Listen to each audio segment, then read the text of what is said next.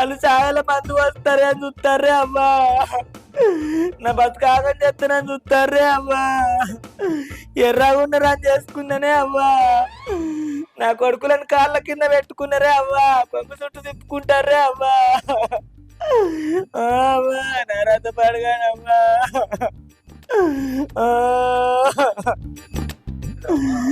గద పిట్టలో తగిర్రా అవ్వా.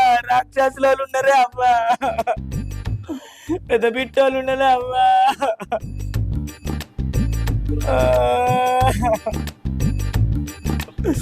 ఇసంటి కోడలు ఎవతికి దొరకద్దే అవ్వా.